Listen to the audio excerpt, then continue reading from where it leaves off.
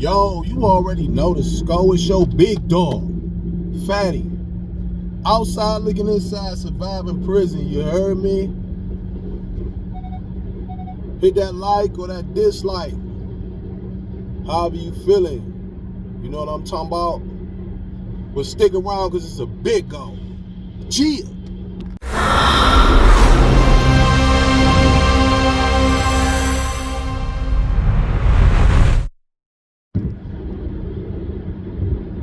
So I also been getting questions about asking how did I get my parole. So if you go back into some of my later videos, I kind of talked about it. But I started my channel years ago. I think they just sent me a message saying that my channel turned 6 years old today. So we 6 on YouTube. You feel me?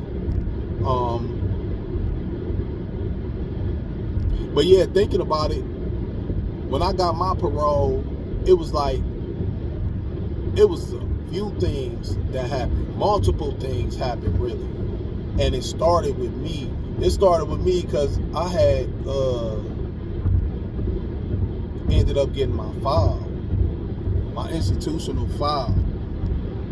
And inside of that file, man, it was horrible. It was just all of the bad things that I did throughout my life that I got in trouble for with the law. Things that I got caught for and was charged for and stuff like that. But it was thick. It was thick. And when I was going through it, like, I was just totally embarrassed. There was not one good thing in there about me. And just reading that and seeing that, it made me look like a demon, like I was a demon, like I was a horrible person. And then that's when I realized, like, damn, this what the parole board get. This is the only thing that the parole board get. So of course they not gonna let me go home. They not gonna let me go home. When I saw that, I felt like I was never going home. I had 18 years to life in prison. And when I saw my file, and that ain't even my institutional file. I didn't even see my institutional performance because this was stuff that happened on the streets that I had cases about. Now my institutional performance was horrible. I came through the door, I was 19 years old. I had 15 years to life, plus a mandatory 3-year gun spec. So that made it to 18 to life. I saw no light at the end of the tunnel. I was scared. I heard stories about people getting raped and I just made up my mind that I wasn't going to be a victim in no way, shape, form, or fashion. So I came through the door messy. And then there was things that happened too that lightweight fed into that. Like when I came in my cell and dude had the box of Debbie's on my bed and tried to finesse me. You know what I'm saying? That's a finesse. So yeah, getting back to it, the parole board, my institutional performance was horrible. I was fighting, I was taking stuff, I was being disrespectful to COs, I was in and out of segregation. Segregation is the hole. I was in and out of the hole for getting in trouble. I ain't see no reason to be good. I had to get established in here to where ain't nobody gonna mess with me, ain't nobody gonna try to rape me, ain't nobody gonna try to do anything, that I don't want to happen to me in here. I'm not gonna be a victim. So that's how, like, the first 8 years really of my incarceration went. It's still marijuana in prison. We was making hooch, alcohol in prison. So I was drinking, I was smoking, I was gambling, I was all of this stuff. And the stuff was illegal. So all that stuff, I had to look forward to talking about all that when I go to the parole board too. So when I ended up getting my my institutional file and saw how bad it was, it really started making me think, and made me want to change. It made me want to change. Like I said, I was embarrassed. I ain't show nobody that. Nobody never seen that except for me and the authorities or whoever made it or whatnot. But like my friends and stuff, it wasn't like no bragging, nothing. I couldn't do nothing with that but try to make it better. So that's what I did. I started going to school. I got my GED. I got my GED first. Made sure that was in my file. I went and got a trade, graphic design trade. I made sure I got that in my file. I did carpentry. So I just started doing stuff. I started educating myself. I started reading. I started building my vocabulary. I started moving myself from the people, places, and things that was going on inside of there. And I was known. So while I was doing these changes, and still was people coming up to me and saying, "Hey, I got this bag of tobacco. You want half of it? You want to sell some of this?" And then it's like, "No, I'm cool. What you want to do? You want to stay here or you want to go home?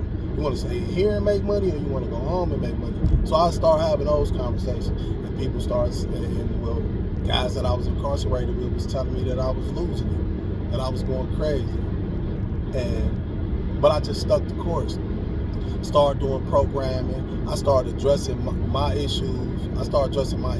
And then a lot of it too was like in the beginning I was doing it because I wanted to put good stuff in my file for them to see. But as I was doing it, I was learning and things was actually, sticking to me. Or I see something like when I took victims awareness. I took victims awareness and it gave me a whole new outlook on victims and things that people really go through, and like the ripple effect from the stuff that I was doing. Like I do something and it's like, hey, this is my life. Let me live my life. I'm doing what I'm doing and boom, boom. But I ain't thinking about if it's a victim involved, how it's affecting their family, their whole family, how it's affecting their community, how it's affecting my family, how it's affecting my community,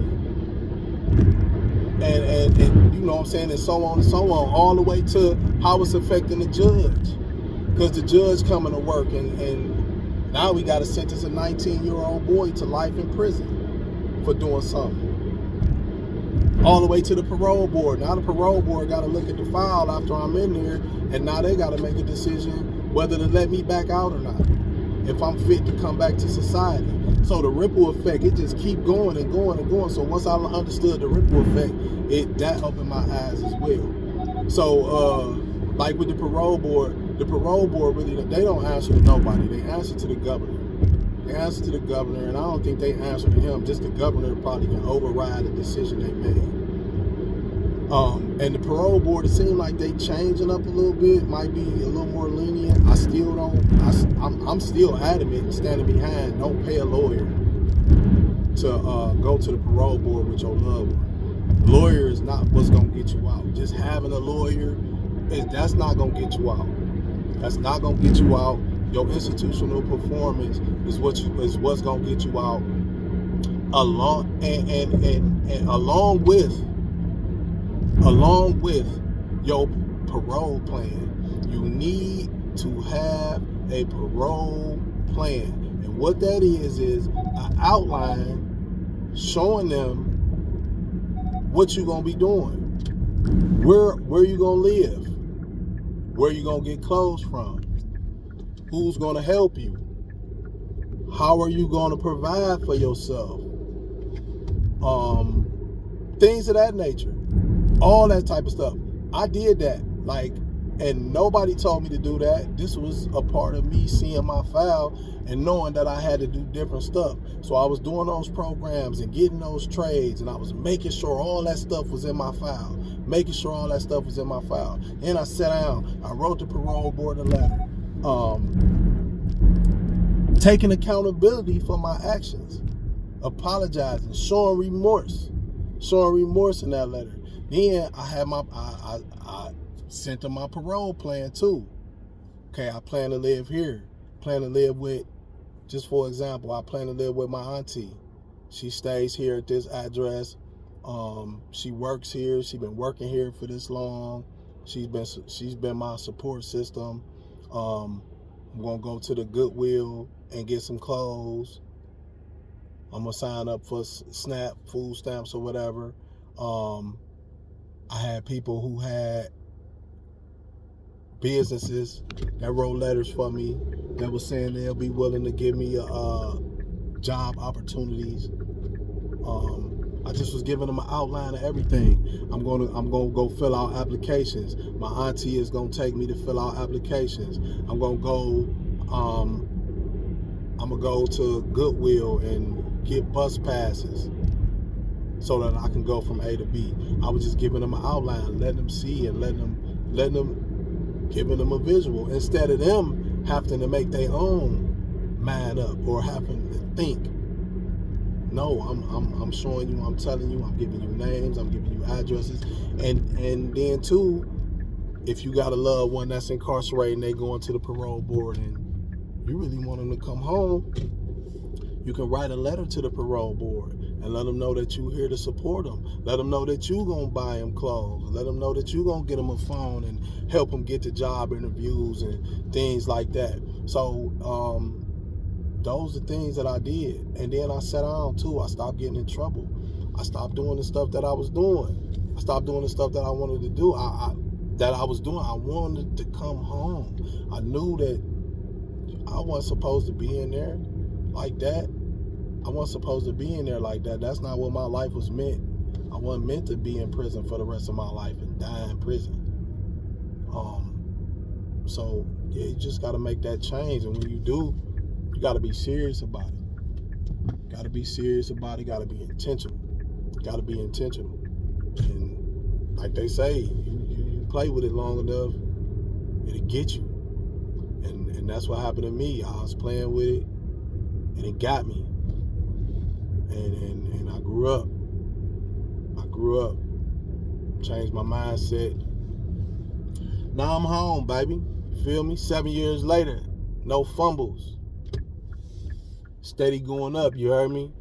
Outside looking inside, surviving prison. It's your big dog, Fatty. Holla at me.